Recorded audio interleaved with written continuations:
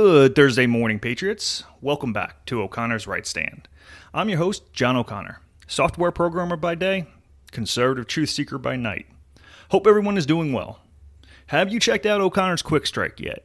I'm seriously asking. I cannot tell as my podcast download tracker doesn't seem to be working properly for that podcast. So I have no idea of how many times it's been viewed, downloaded, or all that good jazz. Anyways, we are on episode 2 and averaging about 13 minutes an episode, so not too long, covering 3 political news stories, often less reported ones, and giving you my take as well as what you need to know. So, today's episode here on O'Connor's Right Stand, we're talking about what happened when President Trump went to address the United Nations General Assembly on Tuesday. What unfolded wasn't just a series of unfortunate technical difficulties. It was a pattern of suspicious malfunctions that raised serious questions about both UN staff competence and, more importantly, catastrophic Secret Service security failures. Let me paint you the picture of what actually happened, because the mainstream media is trying to sweep this under the rug as a series of innocent mishaps. They're not.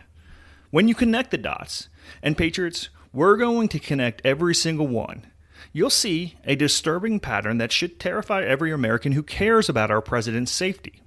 If you think you know the full story, I bet you don't have the complete picture. So let me give you all the nuggets of information. The Right Stand starts now.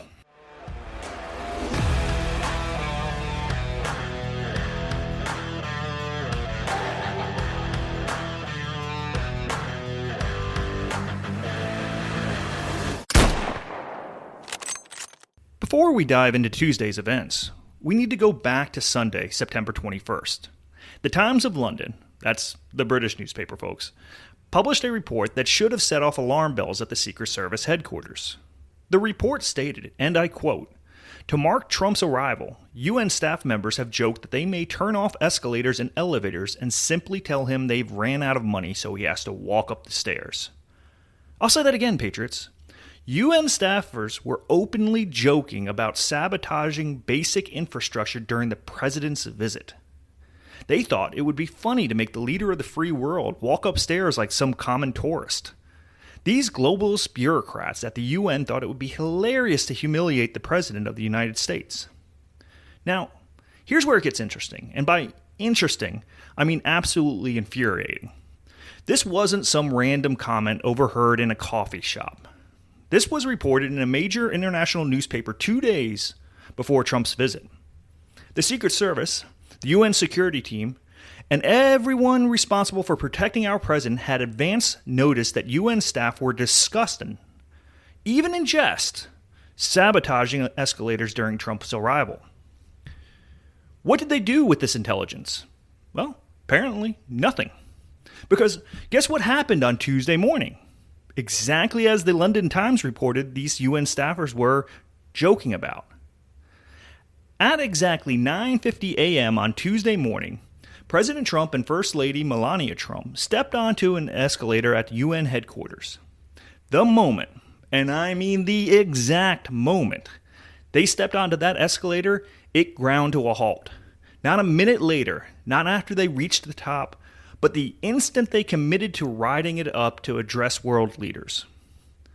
Video footage shows the president looking around, clearly caught off guard, before he and the First Lady were forced to walk up the stopped escalator like they were climbing stairs. Exactly what those UN staffers had joked about making him do. Now, here's what should terrify us. The Secret Service response to this incident, or rather, their complete lack of response. When that escalator stopped, creating what security experts correctly identified as a choke point, a confined space where the president becomes a sitting target, what did our supposedly elite Secret Service agents do? Well, they stood there. They looked around. They hoped someone would fix the problem. Patriots, this is not an exaggeration. Real Clear Politics correspondent Susan Crabtree, who has extensive Secret Service sources, reported exactly what had happened. She said sources within the Secret Service community were very concerned about what they witnessed from fellow agents when Trump was stalled and vulnerable. She compared it directly to the delayed Secret Service response during the July 13th assassination attempt, when it took them far too long to get Trump off stage after a bullet grazed his ear. Think about this tactically for a moment. The President of the United States, a man who has survived 2 assassination attempts in 2024 alone, is trapped on a stopped escalator. He cannot truly move forward quickly, he cannot retreat, and he's slightly elevated above the crowd like a target on a shooting range. In that moment, Secret Service protocol should have agents immediately surrounding him, creating a human shield and evacuating him from that vulnerable position. Instead, they stood around looking like confused mall security guards. Jack Posobiec, a respected conservative commentator, captured what every American should be thinking, and I quote, "I can't believe the President and First Lady were allowed to wait on a stopped escalator. How is this even possible?" Mike Cernovich, another sharp political observer, was even more blunt, and I quote, "The second it stopped, guns should have been out and a perimeter secured. This was a tactical failure. It sent the wrong message." But wait, it gets worse. After the White House press secretary, Caroline Leavitt, rightfully demanded an investigation, the UN scrambled to provide an explanation. The UN spokesperson claimed that a videographer from Trump's own delegation had somehow triggered a safety mechanism at the top of the escalator. Let me break down their story. They're claiming that a White House videographer walking backward up the escalator to film the president's arrival somehow triggered a comb step safety mechanism that immediately shut down the entire escalator the moment Trump stepped on it at the bottom. This explanation is oddly convenient. It's almost insulting to our intelligence. After UN staffers were caught on record joking about shutting off escalators, suddenly we're supposed to believe it was just Trump's own videographer who accidentally caused the exact scenario those same UN staffers had been fantasizing about? The UN claims they conducted a thorough investigation, including reading the escalator central processing unit. How thorough can an investigation be when it's completed within hours of the incident? They're asking us to believe that in less than a day, they identified the exact cause, cleared themselves of any wrongdoing, and presented a neat little narrative that absolves UN staff of any responsibility. But the escalator incident was just the beginning. When President Trump finally made it to that podium to address the General Assembly, his teleprompter mysteriously stopped working. Not before his speech, not after, but the moment he was supposed to begin speaking to 193 world leaders. Trump handled it with his typical grace under pressure, telling the Assembly, "I don't mind making this speech without a teleprompter, because the teleprompter is not working. I feel very happy to be up here with you. Nevertheless, and that way you speak more from the heart, I can only say that whoever is operating this teleprompter is in big trouble." The audience laughed. But Patriots, this isn't funny. This was a deliberate attempt to sabotage the president's address to the world leaders. And here's the kicker. The UN admits they don't operate the teleprompter for visiting dignitaries. Each delegation brings their own equipment and operators. So, how exactly did Trump's teleprompter fail right on cue? According to sources familiar with the situation, the White House delegation may not have had the adequate time to properly set up their equipment.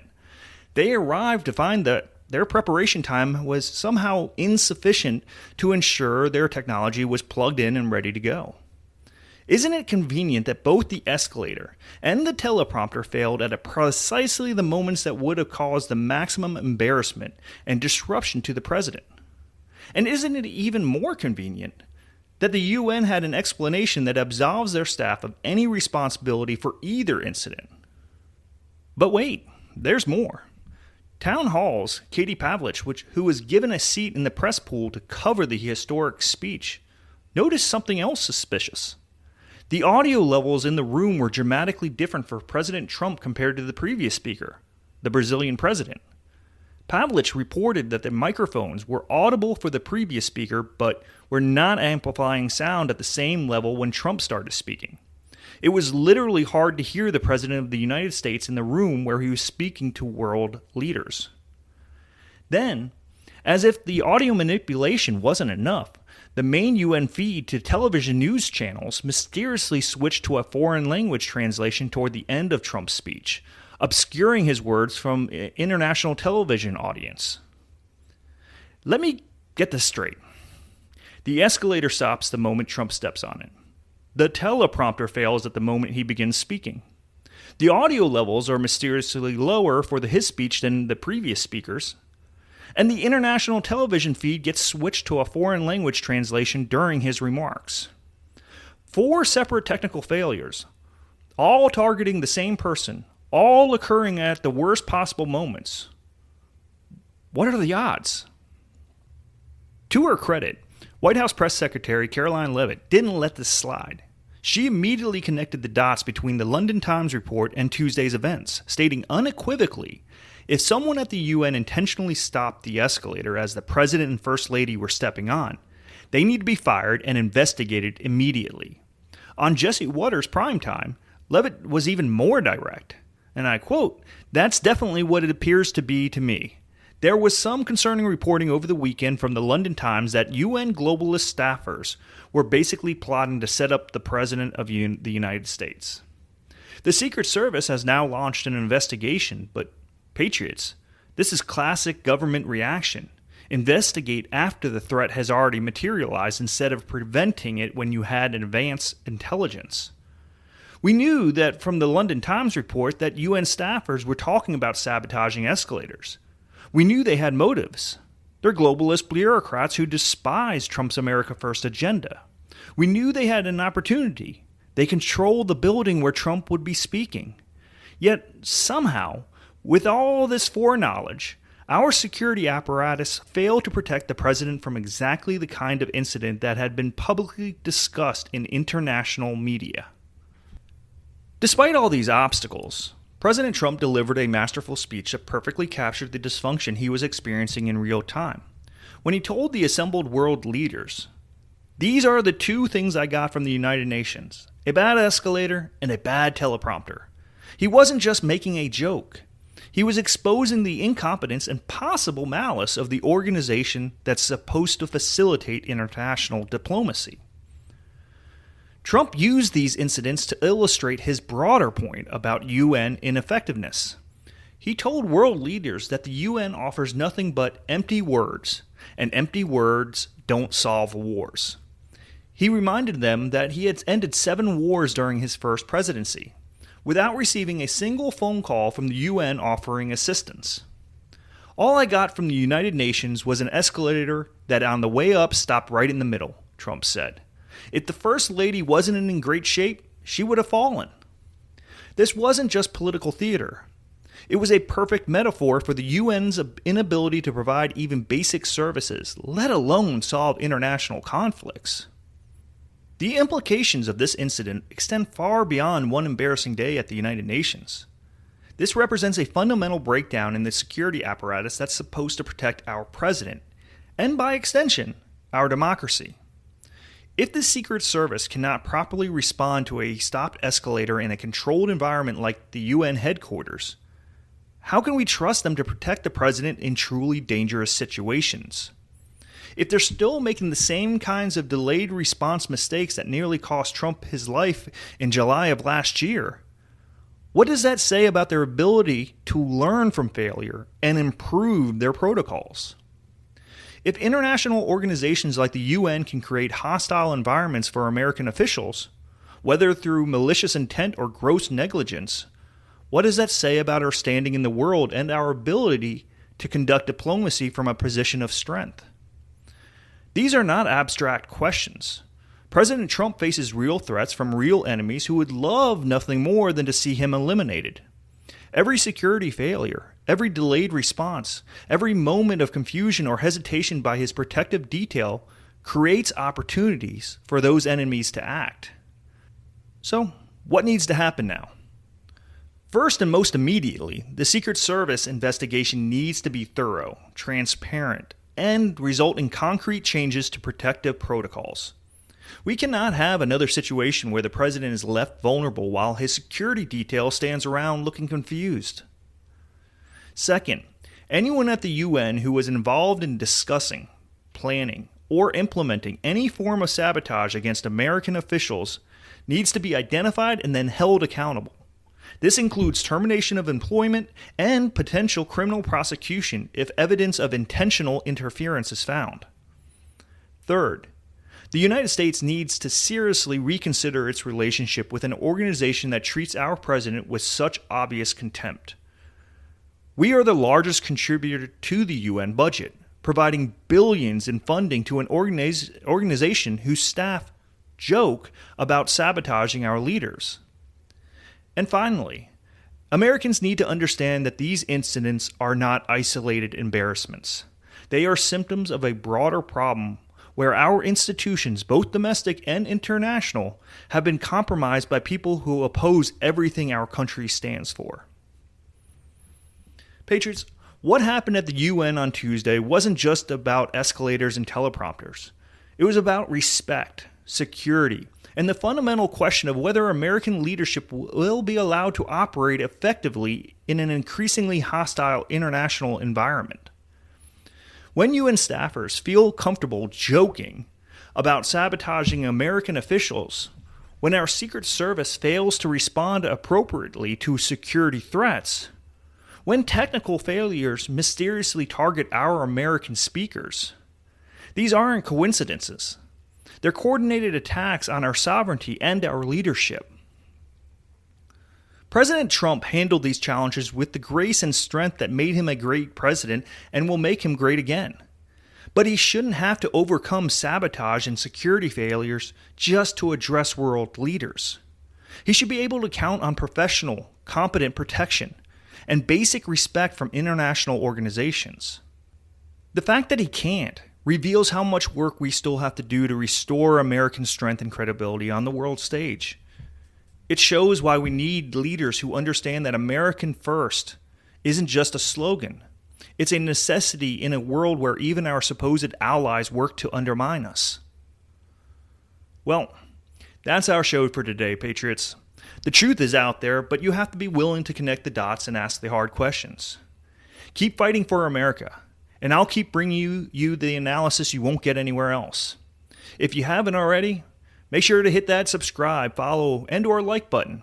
It really does help me out. And thank you in advance. Once done here, head on over and check out yesterday's episode of O'Connor's Quick Strike. The next episode will be airing tomorrow. Remember, Mondays, Wednesdays, and Fridays is Quick Strike. This podcast continues to be Tuesdays and Thursdays. Have a great rest of your day. This is O'Connor's Right Stand, and we'll be back next time with more truth the establishment doesn't want you to hear. Until then, stay strong, stay informed, and never stop fighting for the country we love. Until next time, this is John O'Connor, signing off.